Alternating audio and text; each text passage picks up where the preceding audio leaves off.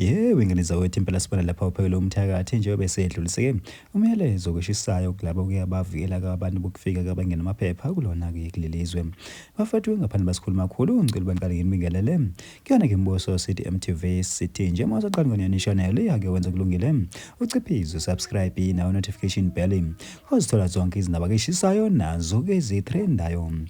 Ake wengane zawethu impela sibona lapha uphakela umthakathi ke njengoba eseqonde ngqo elabo ke abavikela abokufika wathi hey impela ke wemadoda ke nani ke bosisi impela ke izoke likhulu ke kunani futhi ke thina ke angeke sesizoke ngani ke yekela lento ke nenzayo ukuthi ke nivikele bona ke abantu ke bokufika thina ke sithi ke abahambe nina nebavikela kwelinye uhlangothi. Kanti ke wengane zawethu impela bese khipheke nawo umyalelo ke wangomhla ka31 kuyena kuJuly wathi cha sifuna ukuthi ke lelanga ke lethi mangalifika ke kube wonke umuntu ke wokufika ke osa operator ke iziphaza shop la eMzansi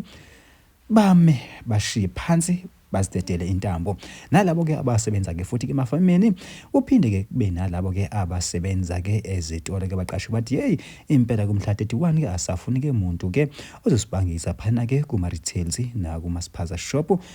nasezindaweni ke ekumele ke kusebenza kuzona ke abantu ke bomsinzi bokuzimelela la eMzansi bafethu impela kusho njalo phawuphela umthakathi ke dlulisa wona ke lo myalezo kodwa thina ke simbozo sithi MTV bafethu sithi nje ake nisivumele hlabe phasi ngedolo sithi nje qushe idibane yona ivideo eyilandelayo.